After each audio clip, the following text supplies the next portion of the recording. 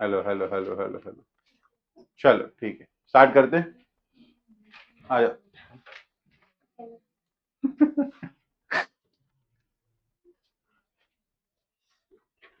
मैं कहाँ गया?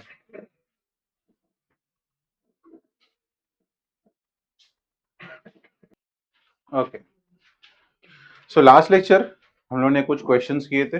Okay, which are based on the free body diagram. Okay, free body diagram हम लोग ने कॉन्सेप्ट पढ़ा था। ठीक है, बढ़िया।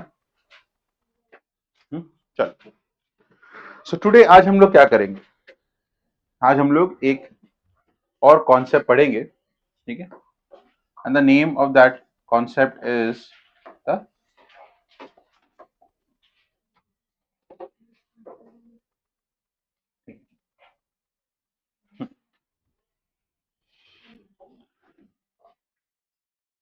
ओके,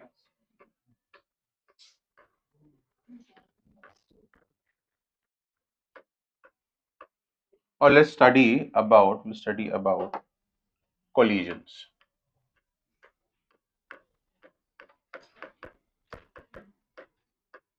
तो स्टूडेंट्स आज हम लोग कोलिजन्स के बारे में स्टडी करेंगे। Okay, now what do we mean by collision?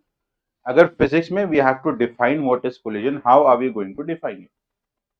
Sir, collision is a process where two or more bodies, okay, approach each other and they exert force on each other in a very short span of time.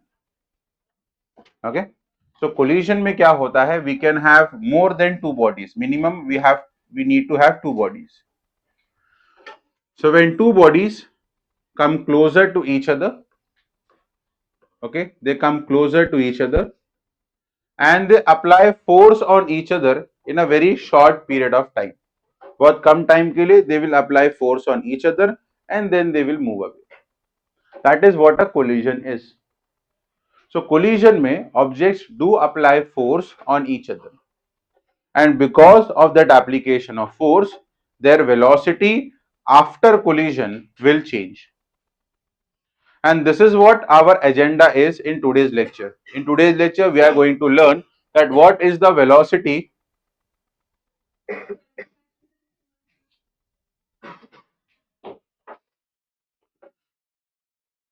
in today's lecture we'll study that what are the different types of collisions and what are the velocities of an object after collisions.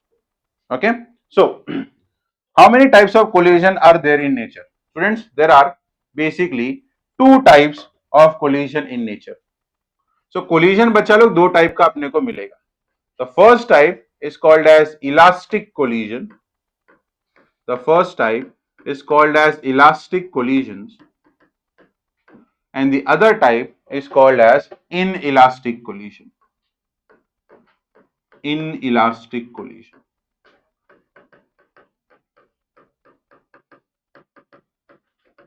Okay, so there are two types of collision between bodies: elastic collisions and inelastic collisions.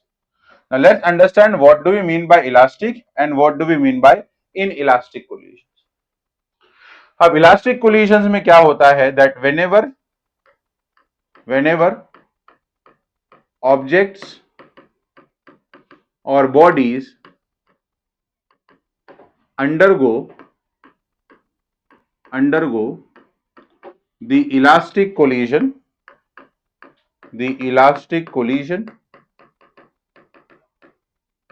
the kinetic energy of the system remains conserved. Conserved means it remains constant.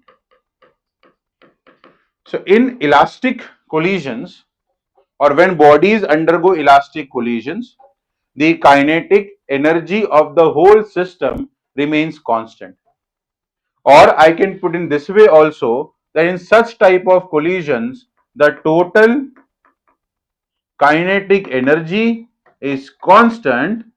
That means there is no loss of kinetic energy. There is no loss of kinetic energy.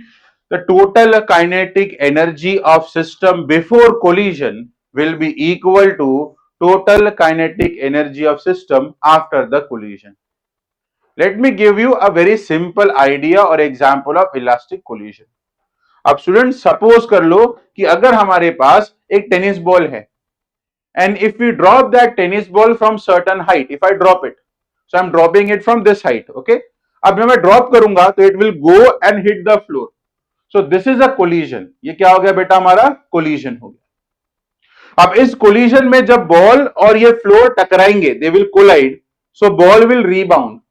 Now tell me by your experience, not using physics, by your experience, will the ball rise to the same height? No. It will not rise to the same height. एक bounce के बाद उसकी height कम हो जाएगी, then again it will go bounce, और next में और कम हो जाएगी, फिर नेक्स्ट में और कम हो जाएगी, नेक्स्ट में और कम हो जाएगी. So after every collision what is happening? The height is decreasing. That means the body is losing certain kinetic energy. अब सपोज कर लो हाइपोथेटिकली, अगर मैं किसी बॉल को सर्टेन हाइट से ड्रॉप करता हूं और वो फ्लोर से टकराने के बाद if it again comes back to the same height, that means the kinetic energy of the system will remain constant. अगर कोलिजन के बाद अगर मेरा बॉल सेम हाइट पे आ गया, सेम हाइट पे आ गया, मतलब समझ जाने का कोलिजन कौन से टाइप का है, elastic. The body has not lost any kinetic energy. But आप लोग को पता ही है सर ये पॉसिबल नहीं है. There will be some loss of energy in every type of collisions. So elastic collision is sort of an ideal case. Elastic collisions ideal case होते हैं, ठीक है. तो हमारे डे टू डे लाइफ में जितने भी कोलिजन्स होते हैं वो इलास्टिक नहीं होते. These are not elastic because in elastic collision there is no loss of kinetic energy. तो final kinetic energy will be equal to क्या रहेगा स्टूडेंट्स, इनिशियल काइनेटिक एनर्जी. तो final should be equal to initial. अब guess करो और मुझे बताओ कि भाई ये इनइलास्टिक में क्या होगा, यहां पर क्या होगा, इनइलास्टिक में क्या होगा. अरे बोलो बोलो, कुछ तो होगा इनइलास्टिक में. There will be loss of kinetic energy. Simple. So whenever, ये क्या हो गया, whenever objects or bodies they collide, okay, the kinetic energy of the system does not remain constant. It does not remain constant. मतलब in such type of collision there is always the loss of kinetic energy. That means the final kinetic energy won't be equal to the initial kinetic energy. Okay, तो यहां पे याद रखना हमेशा that the final kinetic energy will always be less than the initial kinetic energy. हमेशा कम रहेगा. there will always be some or the other loss of kinetic energy. कहीं ना कहीं loss of kinetic energy रहेगा अपना. so this is the basic difference between elastic collision and inelastic collision. elastic collision में the kinetic energy is going to remain constant. there is no loss of kinetic energy. so final kinetic energy is equal to initial kinetic energy. Whereas in inelastic collision, the kinetic energy of system does not remain constant. That means there is always a loss of kinetic energy. And since there is a loss of kinetic energy, the final kinetic energy will be less than the initial kinetic energy. Now students, lot of the collision that happens in our day-to-day life, it falls under the category of inelastic collisions.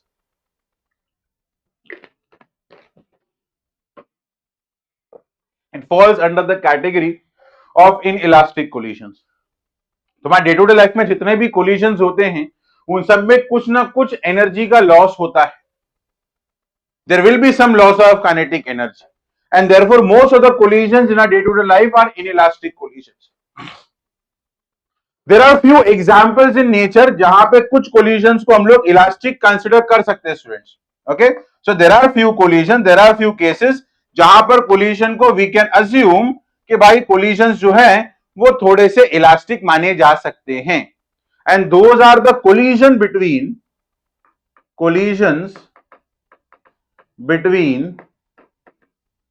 subatomic particles,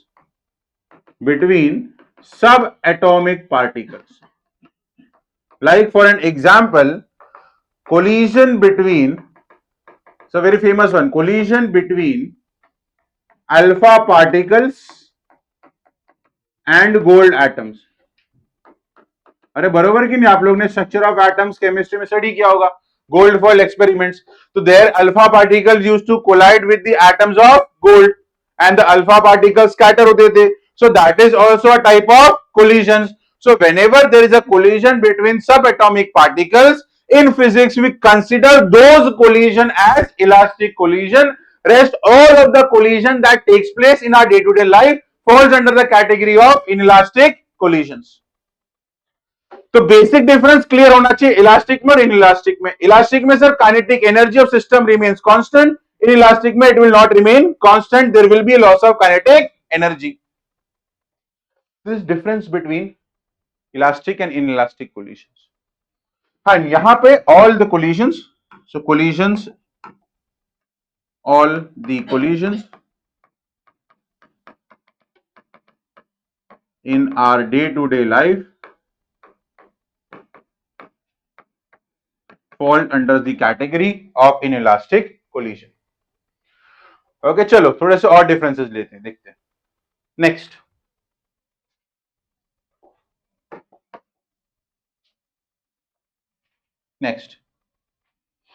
अच्छा, now in elastic collision the linear momentum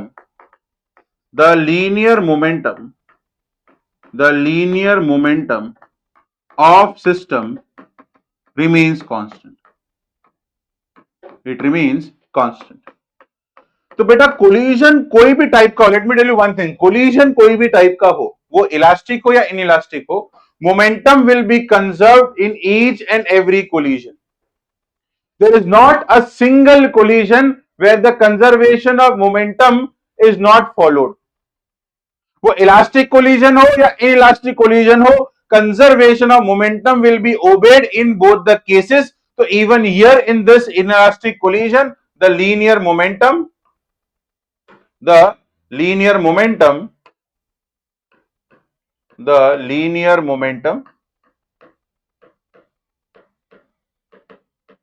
of system remains constant.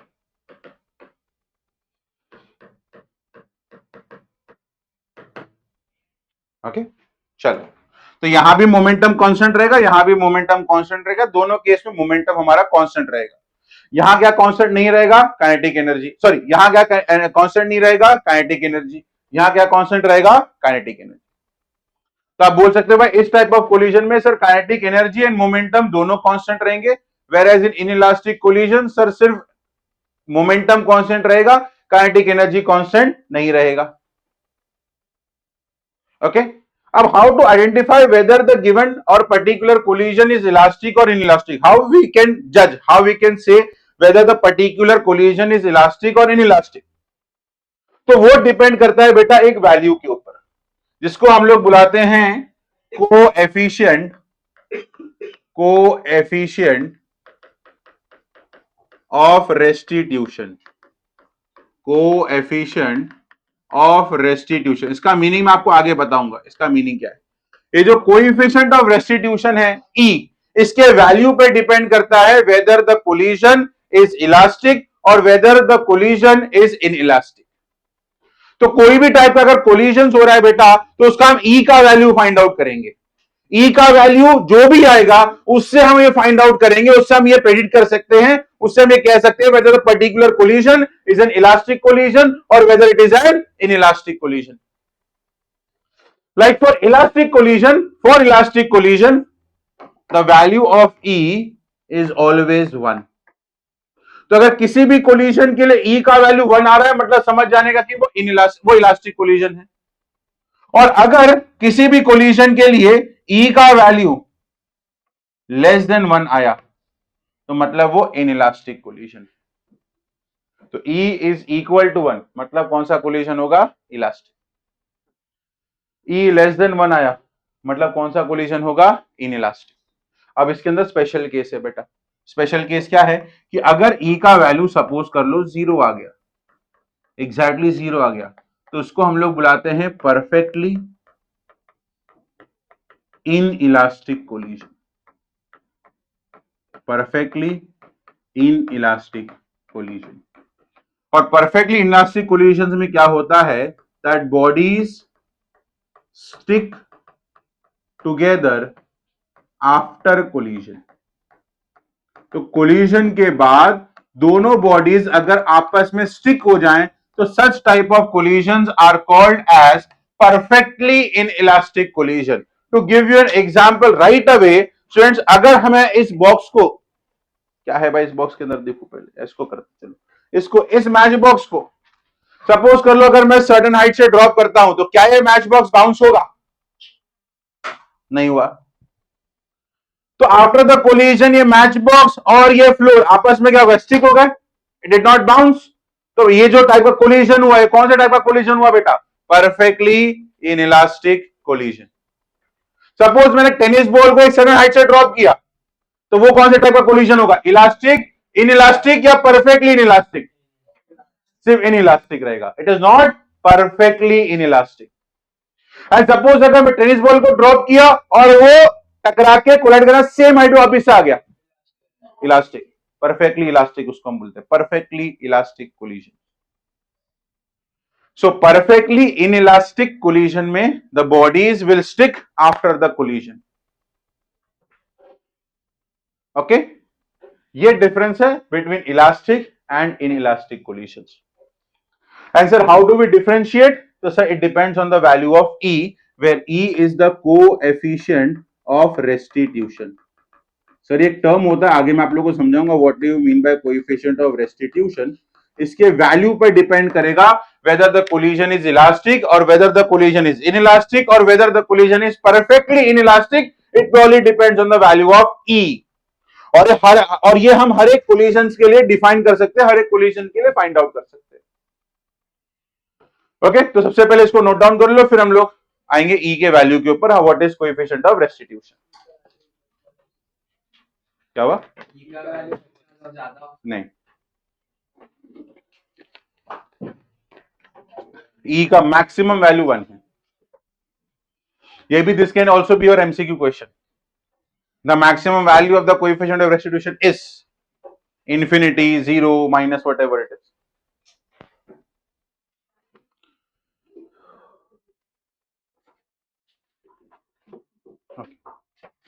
So let's start with the coefficient of restitution. ठीक है, अब ये एक बहुत important number है या coefficient है, coefficient of restitution. Now, coefficient of restitution basically tells us that how much energy or how much velocity stays with the particle before and after collisions.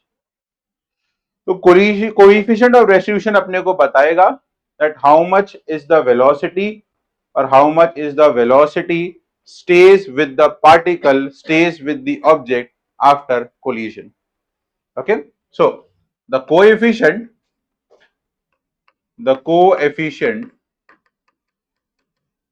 of restitution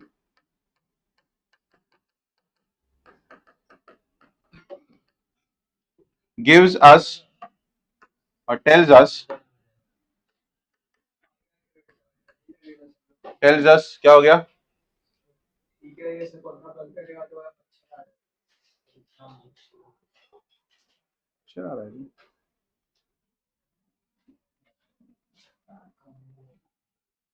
It tells us how much energy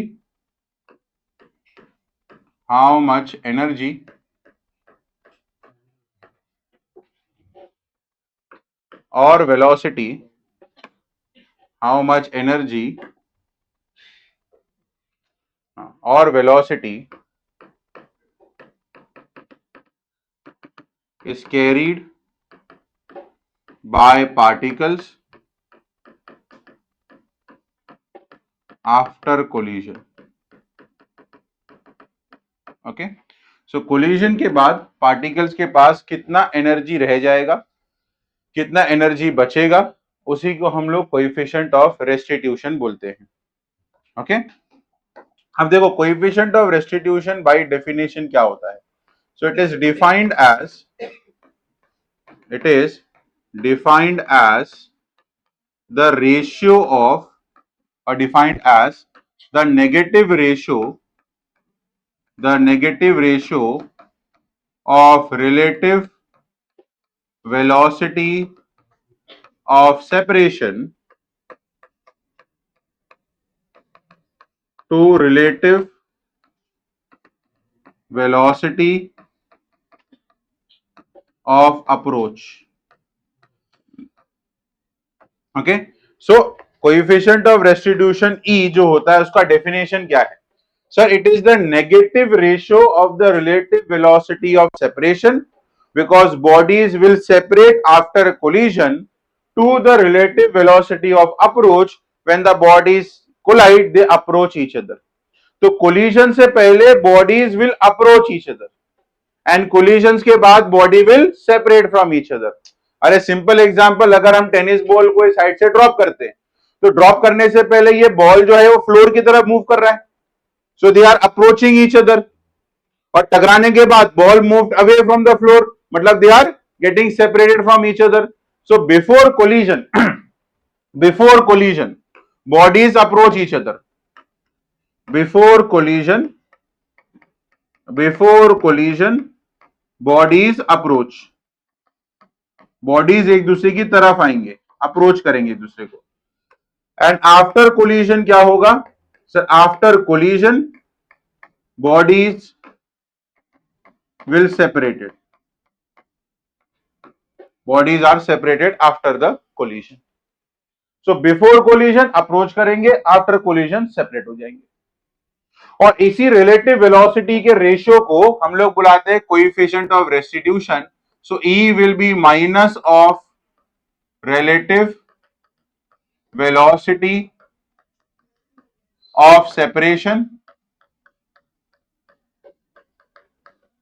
divided by relative velocity of approach. Okay, तो इसको हम लिखेंगे E is equal to minus V of S velocity of separation minus U of A velocity of approach. Velocity after collision will be V2 minus V1. ये होगा इनका क्या, relative velocity. और यहां पर रहेगा U2 माइनस U1, ये रहेगा इनका रिलेटिव वेलोसिटी. हम लोग ने रिलेटिव वेलोसिटी का कॉन्सेप्ट मोशन इन प्लेन में स्टडी किया था. That relative velocity of one body with respect to another body is the velocity of first body minus the velocity of second body. ये relative velocity के concept में हम लोग ने study किया हुआ था. तो वही फॉर्मूला मैंने लगाया है, V2 minus V1 upon U2 minus U1. अब ये माइनस साइन अगर बच्चा लोग मैं अंदर ले लूं तो E will be equal to क्या होगा, माइनस और माइनस प्लस हो जाएगा.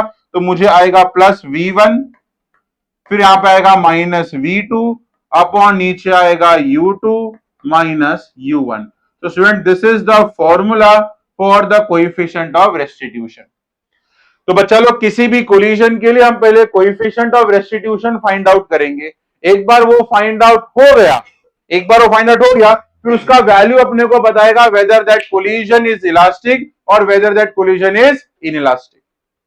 ठीक है, इसको नोट डाउन करो, फटाफट एक क्वेश्चन करते फिर आपको समझेगा इसको यूज कैसे करना है अपने को. ठीक है, मैं 1 मिनट में आया. ओके, हो गया, चलो बढ़िया. सो अगला अभी हम क्वेश्चन करेंगे. Okay, and this question say we'll try to find out what is the coefficient of restitution, and based on that we can decide whether the collision is elastic or inelastic collision. Okay, चलो. So yeah, ठीक है, एक question लिखो. A ball is dropped from a height of 1.25 meter.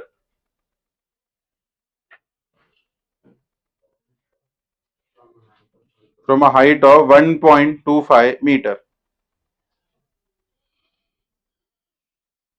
on a hard floor. On a hard floor. It bounces back. It bounces back to a height of. It bounces back to a height of 1 meter. To a height of 1 meter. Find the coefficient of restitution. Find the coefficient of restitution between the ball and the floor.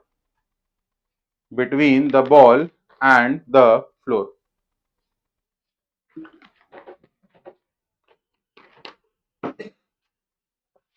And the floor. Thank you. चलो, अब coefficient of restitution हम कैसे find out करेंगे? The only height is given to us. Okay, तो अपने को सिर्फ students height दिया हुआ है और हमको बोला find what is the coefficient of restitution. Okay, the problem is also pretty basic. बहुत बेसिक सा प्रॉब्लम है. तो suppose this is the hard floor and the ball is being dropped on this hard floor from a certain height, and that height is given to us as 1.25 meter. ठीक है, तो ये ball है. तो ये ball भाई यहां पर ड्रॉप हो रहा है और initially it is at a height of 1.25 metre. तो मैं उसको बुलाऊंगा H1 एज 1.25 मीटर. अब ये बॉल जब ड्रॉप हुआ तो ड्रॉप होने के बाद जब ड्रॉप होगा तो मतलब नीचे आएगा. It will come hit the floor और फ्लोर हिट करने के बाद it will bounce back. It will bounce back to a height of. It will bounce back to a height of 1 metre. 1 metre. तो ये टकराने के बाद भाई ऊपर जाएगा. कितने हाइट तक जाएगा? तो ये जाएगा height of 1 metre. H2 equal to 1 metre. Question क्या पूछा? Find the coefficient of restitution. और उसके बेसिस पे we will decide whether the collision between the ball and the floor is elastic, whether it is inelastic और whether it is perfectly inelastic. अच्छा, from the height itself आप एक judgement ले सकते हो. फ्रॉम द हाइट इटसेल्फ क्या ball same height पे आया आफ्टर द बाउंस? नहीं.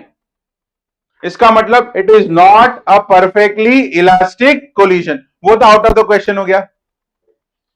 Did the body stick after the collisions? नहीं. मतलब ये परफेक्टली इनइलास्टिक कोलिजन भी नहीं है. तो नॉर्मल इलास्टिक, इसको हम पार्शियल इनइलास्टिक बुलाते हैं या नॉर्मल इनइलास्टिक बुलाते हैं. तो अपने को एक जजमेंट आ गया है कि ये जो कोलिजन है ये नॉर्मल इनइलास्टिक कोलिजन है. बट इसको प्रूव करते हैं अभी हम लोग. ठीक है. अच्छा, what will be the velocity? सुनो, अपने को कोएफिशिएंट ऑफ रेस्टिट्यूशन चाहिए. कोएफिशिएंट ऑफ रेस्टिट्यूशन के लिए क्या रिक्वायर्ड है सर? फॉर्मूला अपने को बोला, हाँ, रिलेटिव वेलोसिटी. अपने को रिक्वायरमेंट किसकी बेटा? वेलोसिटी की. अब इधर देखो, तो लेट अस से बॉल को मैंने बोला इसकी वेलोसिटी है u1, फर्स्ट बॉडी, और दूसरा बॉडी कौन टकरा रहा है बेटा? फ्लोर. तो इसकी वेलोसिटी u2 की वैल्यू क्या होगी बेटा? 0. फ्लोर तो मूव ही नहीं कर रहा है ना भाई, बरोबर. अच्छा, after the collision again ball ऊपर गया तो बॉल की वेलोसिटी सपोज कर लो जब वो मूव किया उसकी वेलोसिटी कितनी हो गई? v1. और फ्लोर की वेलोसिटी कितनी रहेगी बेटा? 0. Again after collision it is not moving. अब vu1 और v1 का वैल्यू निकालते हैं. क्या वैल्यू रहेगा? आ जाओ. तो यहां पर वैल्यू रहेगा u1 का. कैसे निकालेंगे? तो u1 का फॉर्मूला आएगा अंडर रूट ऑफ 2gh1. तो यहां पर 2 इंटू जी का वैल्यू 10, h का वैल्यू 1.25. ठीक है. तो ये वैल्यू कितना आएगा अपने को, अंडर रूट ऑफ 1.25 इंटू 2 करेंगे, सो 2.5 आएगा into 10 which is root of 25।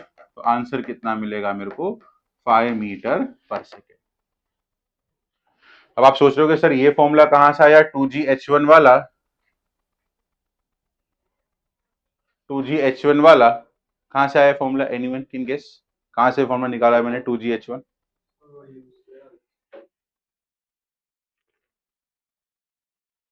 अरे यार हमने एक कॉन्सेप्ट पढ़ा था, कौन सा कॉन्सेप्ट पढ़ा था हमने, kinematical equation, v square equal to u square minus, अरे प्लस 2as बराबर। अगर हम ऑब्जेक्ट को ड्रॉप कर रहे हैं तो मान के चलते हैं कि उसकी इनिशियल वेलोसिटी क्या रहेगी, 0। तो फाइनली जब वो फ्लोर को हिट करेगा तो उस टाइम पे उसकी वेलोसिटी कितनी रहेगी। तो भाई यहाँ पे हम अज्यूम करके चल रहे हैं कि बॉडी के में ड्रॉप किया तो उसका इनिशियल वेलोसिटी 0, जब उसने फ्लोर को हिट किया, जब उसने फ्लोर को हिट किया तब उसकी वेलोसिटी u1 है। ठीक है, तो इधर देखो भाई, v square equal to u square plus 2as, तो v square will be equal to initial velocity 0 2g into h, तो वेलोसिटी स्क्वायर सिंपली आएगा 2gh, तो v अपने को आएगा अंडर रूट ऑफ 2gh। ये फॉर्मूला यूज किया मैंने।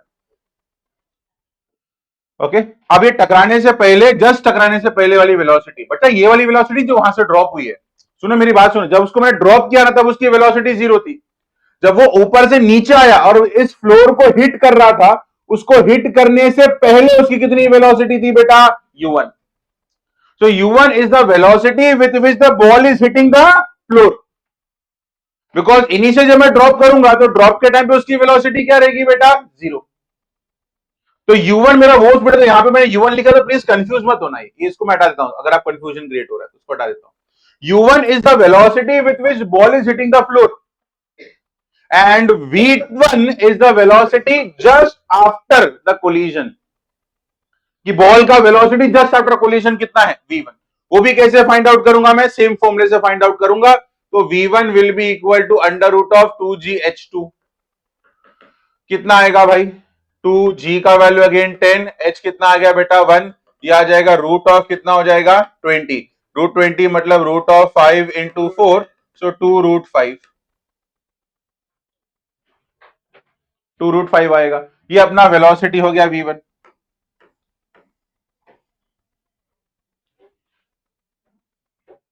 ठीक है,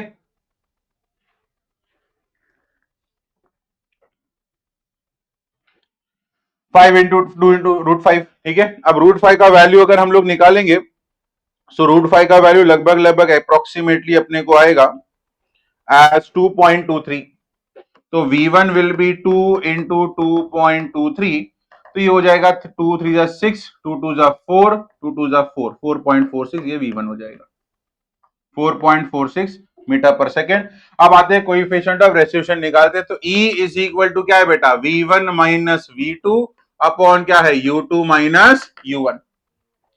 अब न्यूमेरिकल के अकॉर्डिंग u2 और v2 क्या रहेंगे भाई अपने, 0, तो u2 और v2 को 0 कर दो, तो क्या मिलेगा, v1 अपॉन क्या आएगा, माइनस u1।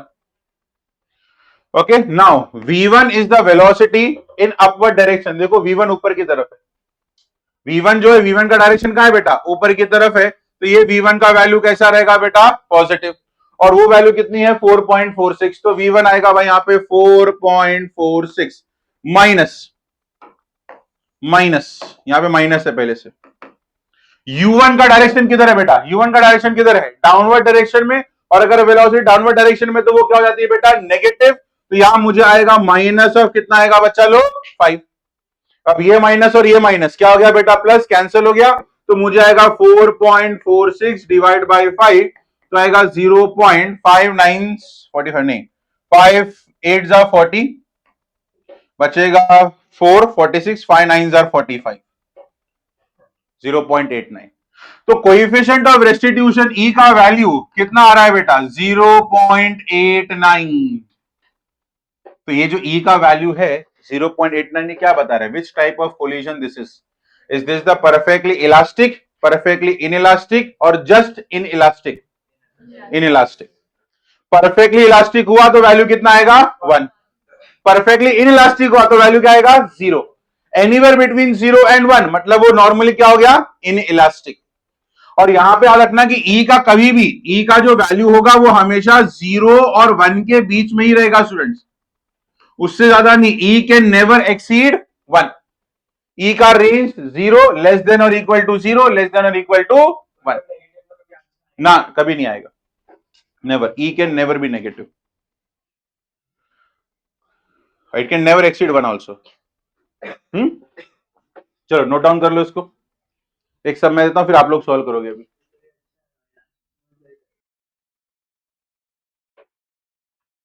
ओके सो देखो ये क्वेश्चन अपने सामने, ठीक है,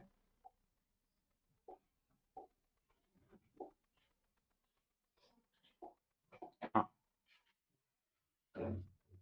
A ball of mass 2 kg is moving at 6 meter per second towards the right. A ball B of mass 1 kg is moving at 2 meter per second again towards the right. They collide directly, which is head on. The coefficient of restitution is 0.5. Find their velocities after collisions. Now, how are we going to find their velocities after collision? Let's start. तो सबसे पहले students ये समझो कि इस question में हो क्या रहा है। ओके, इफ पॉसिबल डायग्राम बना लो, बेटर रहेगा, थोड़ी अंडरस्टैंडिंग आपको रहेगी कि सिचुएशन में हो क्या रहा है। So here we have two balls, okay, A and B, this is A and this is B, ठीक है। Now this is A and this is B. Now A का mass is 2 kg and it is moving towards right with the velocity of 6 meter per second. B ka mass is 1 kg and it is also moving towards right with the speed of 2 meter per second. अब student देखो ये high speed से move कर रहा है और ये लो speed से मूव कर रहा है, तो पीछे वाला body is at higher speed as compare to आगे वाला body. So after certain time क्या होगा, this body will hit this body, आगे वाले बॉडी को हिट करेगा, तो बॉल ए कुछ टाइम के बाद बॉल बी को पीछे से क्या करेगा बेटा, हिट करेगा। हिट करेगा मतलब दे विल आपस में क्या करेंगे, they will collide and after the collision their velocities will change. So after the collision their velocity will change. So let us say ball ए और बी दोनों का वेलोसिटी चेंज हो जाएगा, लेट अस से उसको मैं वीए और वीबी बुलाता हूं। So VA and VB are the directions, is the value of velocity of ball A and ball B. और स्टूडेंट्स ये हो जाएगा अपना UA which is 6 and UB which is 2, okay. और हमको वीए और वीबी का वैल्यू फाइंड आउट करना है, मतलब the velocities after the collision. And collision E का वैल्यू 0 पॉइंट दिया है, तो इट इज वेरी ऑब्वियस कि इनके बीच में जो कोलिजन है उसका नेचर कैसा है भाई, इन इलास्टिक कोलिजन है। ई का वैल्यू बिटवीन 0 एंड 1 आ रहा है, इन इलास्टिक कोलिजन है भाई ये, ओके। तो सबसे पहले देखो इलास्टिक कोलिजन हो या इन इलास्टिक कोलिजन हो, मैंने आप लोग को बताया था कि भाई अगर even though the collision is elastic और in elastic, one thing which is always constant, it remains conserved is the linear momentum. No matter what type of collision is, the linear momentum will always be conserved. तो यही conservation of linear momentum मैं इस problem में apply करूंगा।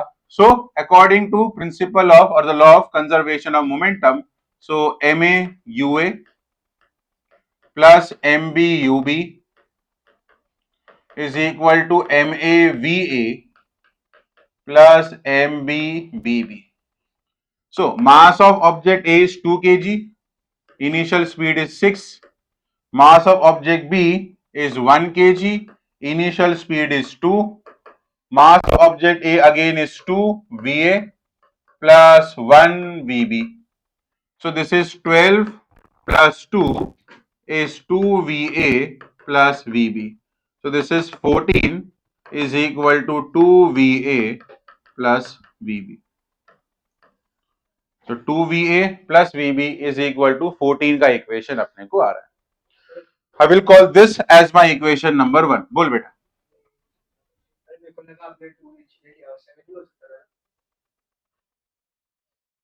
भाई record हो रहा है प्लीज। जो कल देखेगा ना सुनेगा तेरी बात। इसका नाम जिग्नेश है जिसने क्वेश्चन पूछा था डाउट। ठीक है, तो जो फ्यूचर में वीडियो को देख रहा है देख लो भाई, मेरी कोई भी गलती नहीं, मैं एडिशन सब्ट्रैक्शन नहीं करवा सकता। तो जो भी फ्यूचर में देख रहे हो, ठीक है, होता है बड़े बड़े शहरों में छोटी छोटी बातें होती है। अभी कोएफिशिएंट ऑफ रेस्टिट्यूशन का यूज करेंगे बेटा, ई का वैल्यू यूज करेंगे। अब ई का फॉर्मूला क्या रहेगा? Negative of the velocity of separation upon velocity of क्या रहेगा? अप्रोच। ठीक है, तो basically VA minus VB upon UB minus UA, simple ये रहेगा। ठीक है, अब E का वैल्यू अपने को दिया है हाफ, तो E का वैल्यू पुट करो भाई साहब हाफ। अरे 0.5 है ना, तो 0.5 को हम क्या लिख सकते हैं? 1/2 हाफ लिख सकते हैं। VA और VB तो फाइंड आउट करना है, इसको एज इट इज लिख दो, VA minus VB।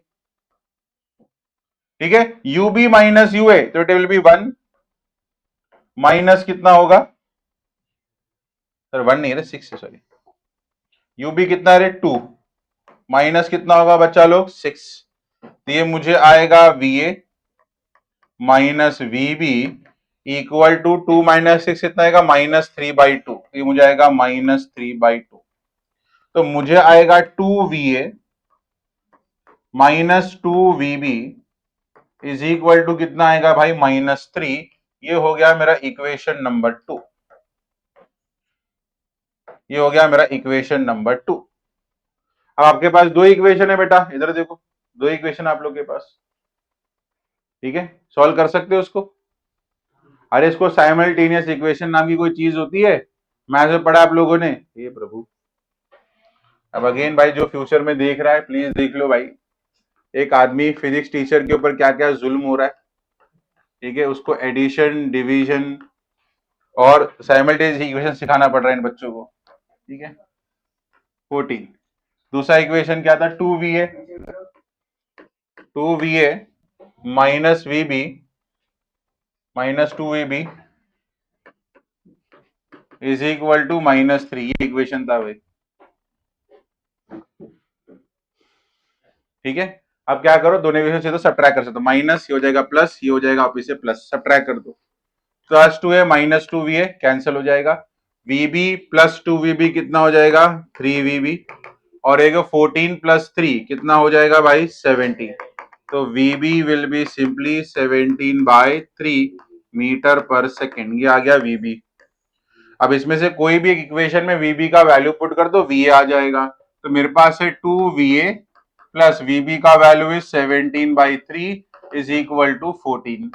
So 2VA is 14 minus 17/3। So ये कितना हो जाएगा? 14 इंटू 3, 4 इंटू 3 इज 12, 52 माइनस 17/3 आ जाएगा। So therefore 2VA का वैल्यू अपने को आएगा 52 minus 17, so 12 minus 7 which is going to be 5 and 4 minus 1 is going to be 3, 35/3. So therefore VA will be 35 by कितना हो जाएगा? 6 मीटर पर सेकेंड, that is VA.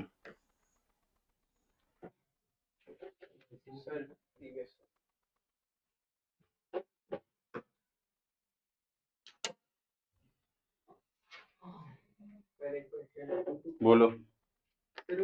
वो 2 आना चाहिए ना सर, वो -4 हो जाएगा तो -4 ऊपर जाएगा तो 2 आएगा, -3.2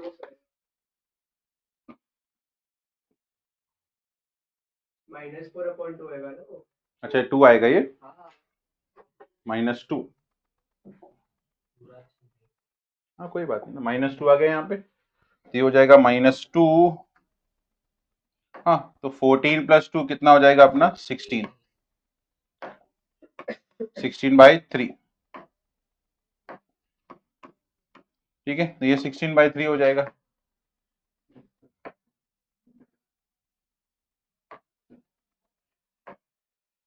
16/3, 16/3, 16, ये हो जाएगा 35 - 3 36। बराबर ना, हाँ 636, तो कितना आ जाएगा अपना 36/3 to 6, आंसर आएगा 6 मीटर पर सेकेंड। और ये कितना आ जाएगा अपना 2VA माइनस 2VB, 3 2 -4 -2 बराबर -2 आएगा, यहाँ पे तो -2 आएगा, दिस इज -2 -2। ठीक है, दोनों इक्वेशन को सिंपली माइनस किया, -2 + 2 3VB बराबर एंड 14 + 2 विल बी 16 बराबर 16/3, so दिस विल बी आ जाएगा अपना ये, ठीक है, यस।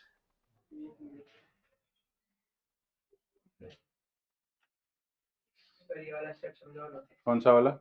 ये VA माइनस VB -2 आया, हाँ वो 2VA माइनस, हाँ फिर वो कैसे हो गया? अच्छा पूरा इक्वेशन चेंज होगा ना अभी तो, हाँ 2VA/VB हो जाएगा ना, ठीक है। एक मिनट क्लीन ऑल करता हूँ मैं, क्लीन ऑल। हाँ तो VA माइनस VB अपने कितना मिलेगा, 2 मिलेगा, तो VA 4 है, विल -2 हो जाएगा। तो अब इसको हम डायरेक्टली सॉल्व करें, बिकॉज ये प्लस VA प्लस VB है माइनस VB, दोनों को ऐड करेंगे। हाँ तो एक मिनट, इसको मैं काम करता हूँ, इसको मैं एक ही पे, कहाँ गया यार, ये रहा, ओके इधर आ जाओ। हाँ अब इधर इसको सॉल्व करेंगे अगर हम लोग, तो we have 2VA plus VB = 14, और यहाँ मुझे आएगा VA माइनस VB = -2 आएगा अपने पास। अगर दोनों इक्वेशन को ऐड करेंगे, plus VB minus VB cancel, 2 + 1 3VA and 14 - 2 will be 12, so VA अपने को आएगा 4। एक बार VA अपने को 4 आ गया, पुट करेंगे यहाँ पर, तो VA is 4 minus VB is -2, तो 4 + 2 विल बी VB, तो VB = अपने को आएगा 6 मीटर पर सेकेंड, ये होगा फाइनल वेलोसिटी। चलो ठीक है, इसको मैं शॉर्ट कर लेता हूँ, तो एक ही में दिख रहा है, और बड़ा करो, क्वेश्चन तो लिख लिया ना तुम लोग ने, आप ठीक है, क्वेश्चन तो लिखा हुआ ही है, फिर थोड़ा सा मैं इसको ये कर लेता हूँ, यस।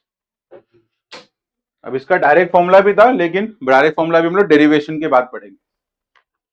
मतलब फाइनल वेलोसिटी निकालने का डायरेक्ट फॉर्मूला है, सिर्फ मास और वेलोसिटी पुट कर दो, डायरेक्ट फाइनल वेलोसिटी आ जाती है,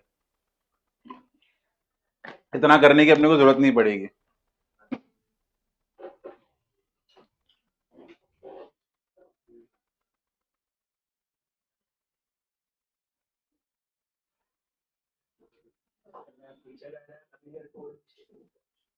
E = 0.5, चलो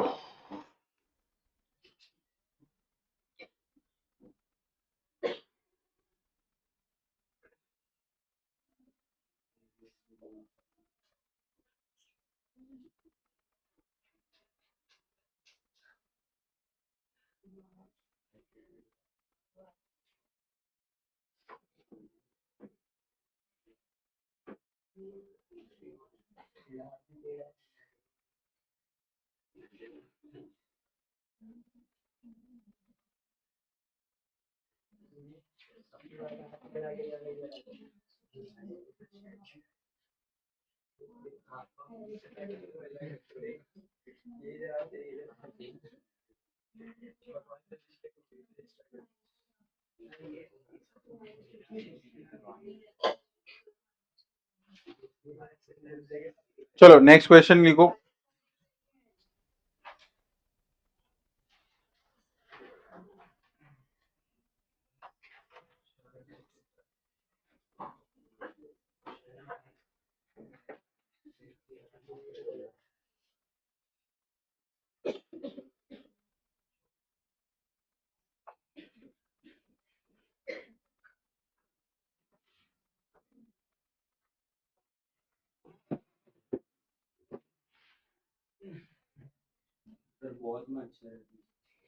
हाँ लगाया बेटा, 2 मिनट दो बस।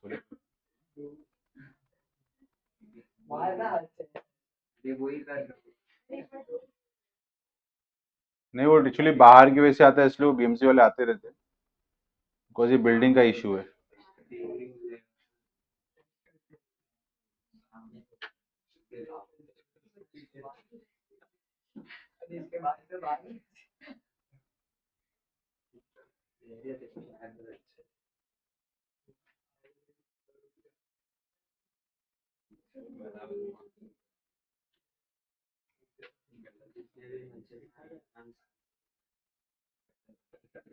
चलो हो गया। चलो next question. A marble of mass 2m, a marble of mass 2m traveling at 6 centimeter per second, traveling at 6 centimeter per second, 6 centimeter per second is directly followed by another marble, is directly followed by another marble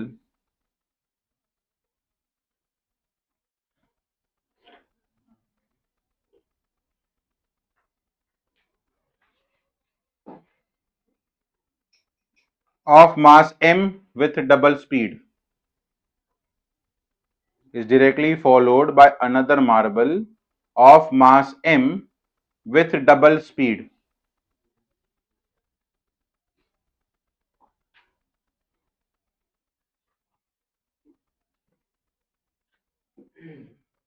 After collision,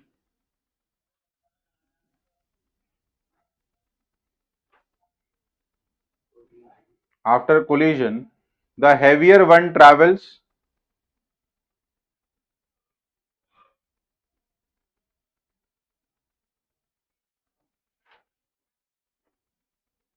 the heavier one travels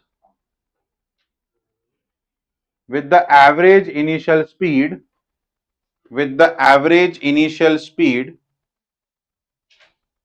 the heavier one travels with the average initial speed of the two, average initial speed of the two.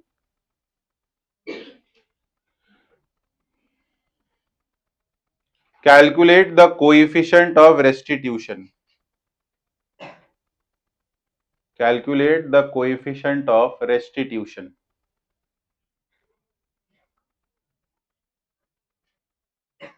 चलो same type का ही सम है,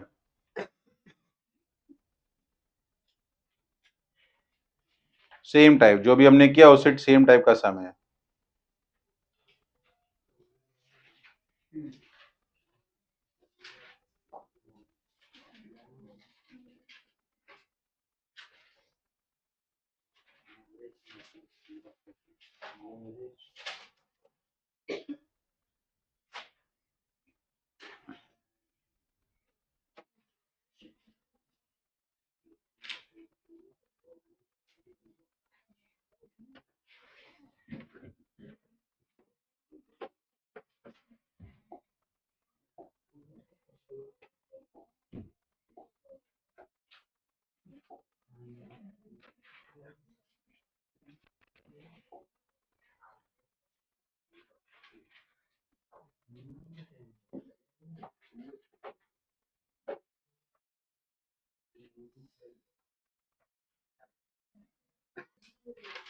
देखो भाई,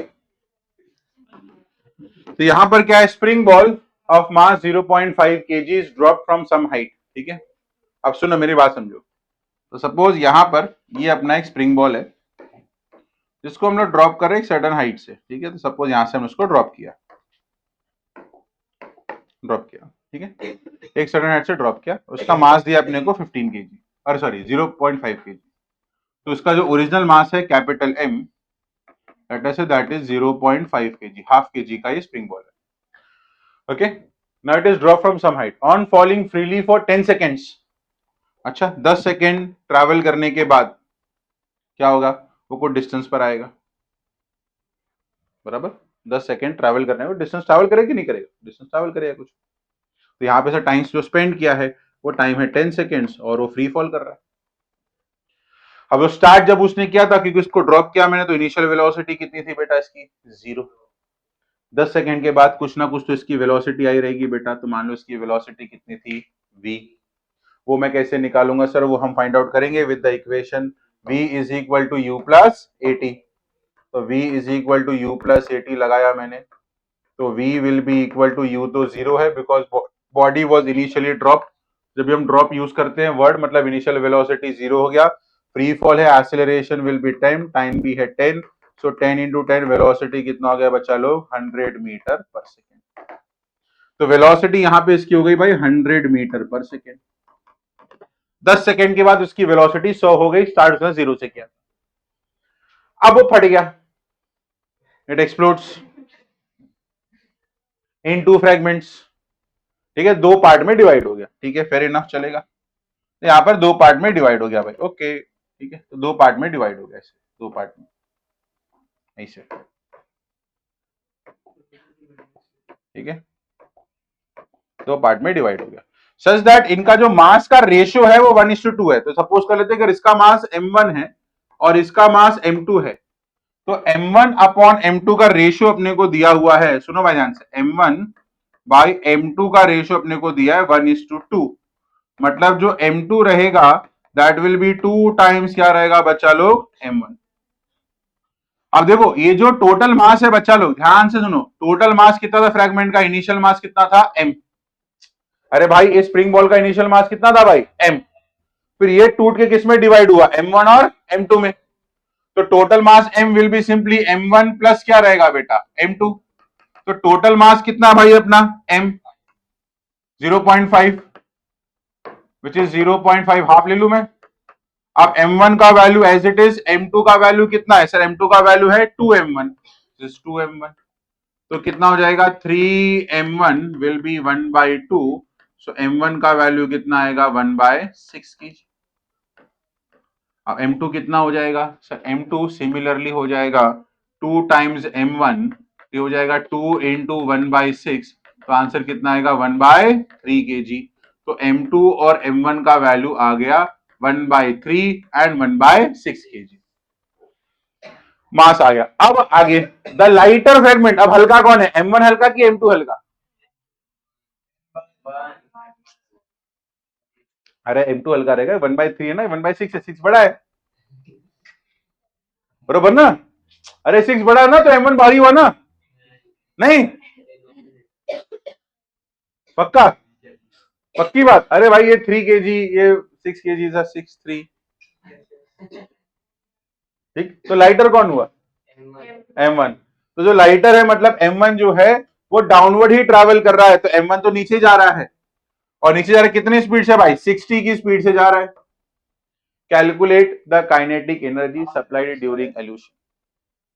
आप पहले find out करो कि total initial कितना है, सुनो भाई नाकारो सुनो, टोटल इनिशियल कितना है, तो वो होगा half m1 u1 square plus half m2 u2 square, ये रहेगा कि नहीं रहेगा, पक्का कि नहीं, हाँ सिर्फ हाँ बोलना है, सिर्फ हाँ बोलना है, लोग को ये लोगों को कुछ नहीं आता जीवन में, सिर्फ हाँ बोलना आता है। ये किसी ने पूछ लो गधे बधे तुम लोग, हाँ ही बोल दोगे तुम, हाँ सर हम लोग ऐसा। इनिशियल इस अकेले बॉडी के पास कितनी काइनेटिक एनर्जी थी, तो मैं लिखूंगा हाफ m इंटू रहेगा v स्क्वायर, ये इनिशियल इसके पास था। फटने के बाद फाइनल काइनेटिक एनर्जी किसका रहेगा, दोनों बॉडी का रहेगा, सो that will be half m1, क्या निकाला भाई मैंने, हाँ बोल लो भाई v1 square plus half m2 v2 square,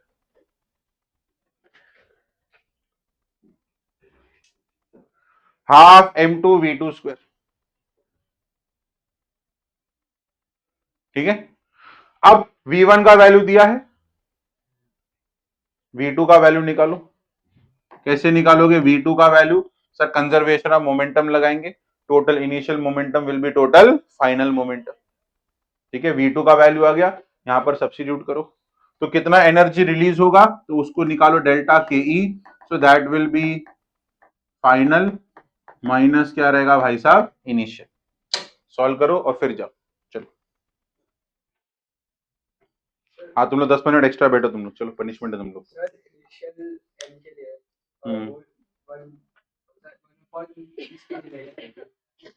ये भाई ये 0.5 kg, वी के लिए 100, तो यहाँ पे काइनेटिक एनर्जी कितना आएगा, ये हाफ m का वैल्यू लो हाफ kg और वेलोसिटी कितना आया था भाई 100 का square, so 10 raise to power कितना होगा 10 रेज टू पावर 4। सॉल्व करो।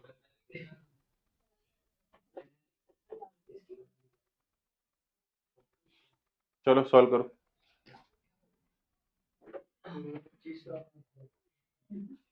हाँ बरोबर ही है।